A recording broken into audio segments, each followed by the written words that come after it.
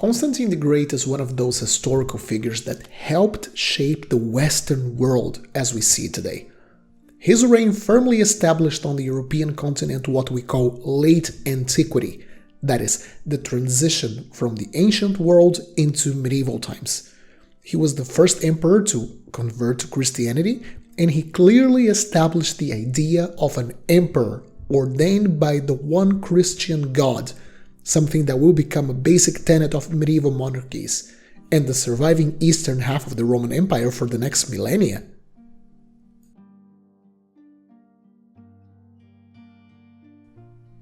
But today I will not talk about Constantine.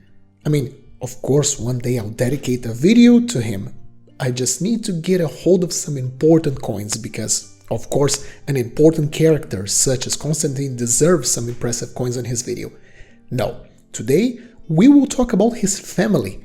During Constantine's reign, he struck coins in the name of all of his family's most important members, his sons and eventual heirs, his wife, and his mother. This results in a very interesting period for coin collectors and for those interested on this time period in general. Simply comparing these coins to pieces from earlier periods, we can see how different the Roman state institutions were compared to the earlier years of the empire. Constantine's coinage really differs from earlier Roman coinage. Let me illustrate it. Here's the denarius of Emperor Augustus. You see, during the early empire, the emperor was called the princeps, literally the first citizen.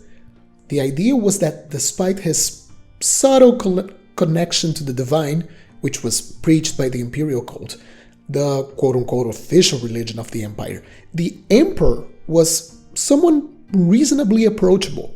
He was just another man, despite being a very important man. This mix of an enlightened monarchy and a republican system was maintained throughout the 1st, 2nd, and 3rd centuries AD. The many civil wars that dotted this period briefly transformed the Roman system into a military dictatorship, but in broad strokes, that's a period that we call the Principate. However, Constantine and his family lived in a different period, called the Dominate. The very violent period of the late 3rd century transformed the Roman state. In reality, it transformed the Roman world. It became something more akin to a full-on military dictatorship mixed with an autocracy. A Roman of the 4th century saw the imperial institution looming over many aspects of his life, like which professions he could take, where could he live, and of course he was taxed a whole lot more. But when we look at the Constantinian period itself, we see iconography on coins taking a clearly religious tone. I'm not claiming that Constantine was any more religious than any other Romans of the period, despite his supposed vision of Christ at the Milvian Bridge and his conversion to Christianity, something shocking at the time. But the argument to justify his right to rule definitely takes a turn to something more like, myself and my dynasty are those ordained by God to rule the empire. May it be Sol Invictus, Christ, or whichever God you prefer worshipping, the imperial family is intrinsically connected to all state institutions, and challenging it is to challenge the very same divine forces that ordained us to rule the empire. A nice way to exemplify this is by having a look at our first coin for today. Here we have Helena, Saint Helena for the Christians out there, Constantine's mom. She was the first wife of Constantine's father, Constantius I. In fact, for most of her life she was a rather obscure character, as she was born as a low-status citizen and was divorced by Constantius to marry a relative of one of his co-emperors. But after the ascension of her son to sole emperor, she quickly saw herself in the center stage of Roman politics. She was a devout Catholic and went on an expedition sponsored by Constantine to Palestine, being tasked with finding as many Christian relics as she could and bringing them back to Constantinople. According to legends, this was where she found the remains of the true cross of Christ, and for that she is considered today a saint. So, back at our coin here. This particular piece is dated between 324 and 330 AD from the city of Nicomedia. We can see her highly decorated bust. She has her hair in this very elaborate hairdo, and she wears a pearl necklace. The legends, at first, are rather typical to what you would find on a coin of an empress. Her name, Flavia Helena Augusta. But Helena enjoyed a whole lot more power than what was typically afforded to an empress. In fact, her title is abbreviated in this coin.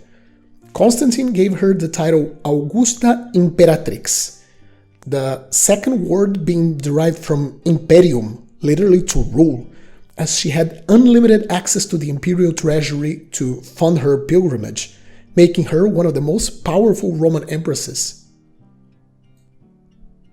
The reverse features Securitas, the goddess of security and safety, holding a laurel branch on her hand. The legends, Securitas Republicae, the safety of the Republic, is a nudge to the old republican institutions, which were restored by Constantine. Well, I can't help to feel a bit of hypocrisy by the part of Constantine on some of his reverses. The concept of republic, res publica, the public thing, was merely ceremonial at that stage. Constantine held unlimited power, and the empire was, for all intents and purposes, a monarchy. But hey, when you control the main propaganda machine, you get to choose the message you want to pass. In practical terms, even Helena herself, although completely at the mercy of her son, was likely much more powerful and influential than the entire Roman Senate. We then look at Constantine's first son, Crispus. Crispus was born from the wedding of Constantine with a concubine called Minervina, very similar to what happened between his own parents. Despite his father having to divorce Minervina to enter on a political wedding, Crispus seems to have been well loved by his father, being raised in the imperial court, rising to the position of Caesar, and fighting important battles alongside Constantine. He was said to have been a very capable commander, and wasn't for a plot executed by Constantine's second wife, which we will see soon, we could very well have seen Crispus succeed Constantine. Sadly, it was not meant to be. So let's look at this piece struck around the year 320 in Aquileia. A lot of Crispus's coins reinforce his military prowess, and this coin is no exception. We have the young Caesar wearing full military armor. He holds a shield, which we can see a part of, and a spear, which we can also see the little tip. I love this design, so dynamic. It looks like he's advancing to, right at the first line of battle. The legends read, Crispus, nobilicimus Caesar, Crispus, the most noble Caesar. When looking at late Roman coins, get used to over-the-top nomenclature like the most noble, or your lord, or Domino et Deus, Lord and God. As I mentioned in the introduction, the image of the emperor was much more grandiose at that time. On the reverse, we have two captives sitting next to a military standard. Certainly, these are two prisoners of war ready to be sold into slavery. The exact year this coin was struck, 320 AD, is important because Crispus, in this year, he took residence in Gaul and he defeated a big Frankish army at the frontier. Could this be a commemorative coin celebrating his victories? I would say it's very possible. Inside the standard, we see Vot in the Roman numeral 10. This was the Vota Decennalis, a celebration of the 10th year as a Caesar. On the legends, we read Virtus Exercitus, the virtue of the army. Here Crispus gives due credit to his troops for the victory over the Franks, and is a nice reminder for the overall citizenry that the Constantinian dynasty had full control of the imperial army and was not to be messed up with. Overall, a very charming coin, very militaristic looking, and very dynamic. We then look at Constantine's second wife, Fausta. Fausta is said to have plotted against Crispus by accusing him of trying to have sex with her. It seems like it was all a lie after all, because shortly after killing Crispus, Constantine also ordered Fausta's execution. It's all a tragic story. Despite this, Fausta bore Constantine his 3 surviving sons and heirs, the very creatively named Constantine II, Constantius II, and Constans. They also had a daughter. Of course, she was called Constantina, but she never held any official positions, therefore no coins of her are known to exist. Let's take a look at this follis issued for Fausta, dated between 324 and 326. This particular example is from the mint of Treveri, modern-day Trier in Germany. On the obverse, similar to Helena, we have the very dignified bust of the empress. Notice that Fausta has very curly hair, while Helena was depicted with a straighter one. It's nice to see these little details instead of just a generic bust. She has her hair neatly tied to a bun, and it is decorated with little pearls. She also wears some elegant drapery and a pearl necklace. The legends Flavia Maxima Fausta Augusta seems to indicate she held a similar position to Constantine's mother. I always wondered who held more power and had more prestige at the imperial court, if it was Helena or Fausta. Looking at the reverse, we are greeted by an image of the empress holding 2 young boys, likely Constantine II and Constantius II, the first 2 sons she had with Constantine. Around the legends, we read Salus Republicae, or the well-being of the Republic. Once more, like on Helena's coin, we have a bit of imperial propaganda giving a veneer of republicanism to what truly was a monarchy. But in this case, it shows clearly that the future well-being of the empire was deposited solely on the sons and future heirs of Constantine. I really like this design because it reminds me of a coin struck for Empress Faustina II, the wife of Marcus Aurelius, struck nearly 2 centuries before. I'm putting the coins up on the screen now so we can compare the iconography together. Both on the surface seem to indicate a very similar message. The Empress, wife of the current emperor, having healthy children and ensuring the future of the empire. But I would argue the messages are conveyed in quite a different tone. You see, in Faustina's coin, we see her standing next to 4 tiny little figures. She was a very fertile woman. She had 12 kids. But the legends, fecunditas Augustae, more than saying, here's a quote-unquote queen of the empire and the royal heirs to the throne. In this case, no, that denarius shows more of an example for other Roman women to follow. Something more akin to, see, Faustina is an example. She's a caring mother and brings to this world more Romans. Be like Faustina. While the coin struck under Fausta and later empresses showed them more like she's giving birth to the heirs chosen by God. The difference between coins of the Principate and the Dominate are clearly distinguishable when we look at them side by side, and it is also applied to the coins of empresses, as we can see. But okay, back to Constantine's family. Let's now look at the first son of Constantine and Fausta, Constantine II. Constantine had the typical education you would expect of an imperial prince, being taken with his father to a series of military campaigns to gain experience. He was left in charge of Gaul after the death of Crispus, and his downfall came right after the death of Constantine. Basically, Constantine II tried imposing his right of primogeniture over his brothers. It didn't end up well, and it just led to a quick war. He lost, and he was killed off.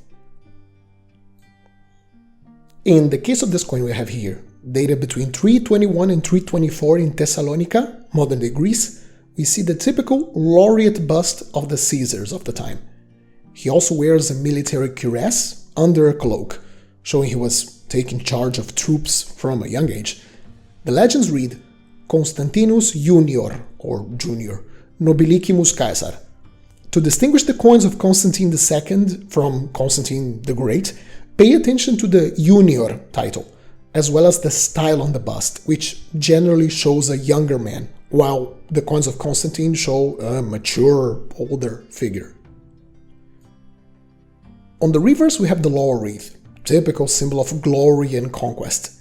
Inside, we see the vota publica, the vows for 10 years of service of the Caesar to his people, and on the legends, a proclamation, Caesarum Nostrorum, literally our Caesars, our beloved Caesars. This was a reverse type used on coins of all of Constantine's sons. This could have indicated a common purpose for all Caesars, and this type is among some of the most common Constantinian coins you can find out there. These are generally pretty cheap and accessible for all kinds of collectors. We then head over to Constantius II, the middle son and probably the most successful of them all. I absolutely love this particular piece. It has quite a nice style as far as late Roman coins go, some lovely toning, and quite a high relief for the time. We once more have a young bust of the Caesar, although this time they nearly went with a childlike image. This particular piece is dated between 324 and 329 and is from the mint of Siscia on modern-day Croatia, one of the most prolific mints of this period.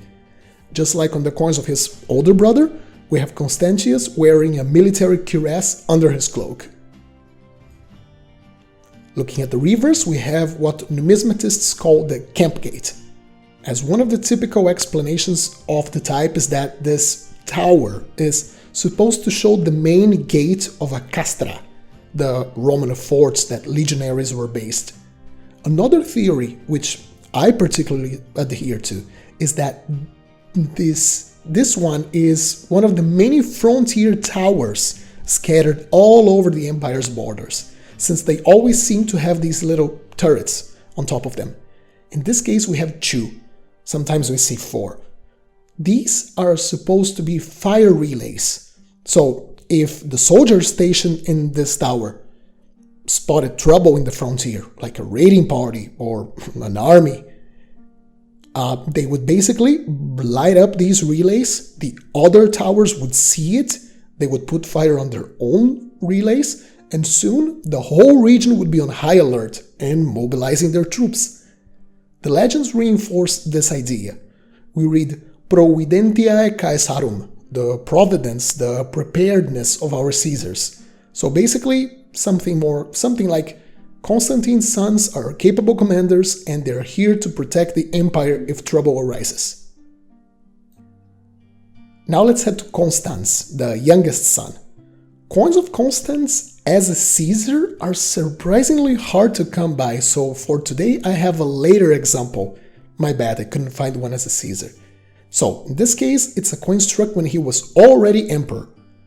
This coin is called a Majorina, and as you can see it is considerably larger and more silver looking than the previous pieces. That's because this coin was from after a monetary reform enacted by Constantine's sons. This particular example dates between the years 348 and 350 from the city of Aquileia. As for Constans, he was the typical palace prince. It seems like he never had a lot of interest in matters of state, preferring to indulge himself to partying basically. To what extent this is true or negative propaganda from ancient historians, we don't know, but many accuse him of quote-unquote indulging in great vices and behaving unnaturally, maybe as a reference to claims that he was homosexual. The large size of this coin enabled the engravers to add quite a few details to it. Instead of the laurel wreath of the Caesars, Constans now wears this very elaborate diadem. You even can see like little square subdivisions in the diadem. I would say these are meant to indicate it was full of jewels, something like a spiritual predecessor of medieval crowns. I love the details in this. He has quite a long hair, as we can see in the back of the hair. He's got like, it looks like a mullet. And once more, he wears his military cuirass under draperies. The legends now are typical of an emperor, not a Caesar.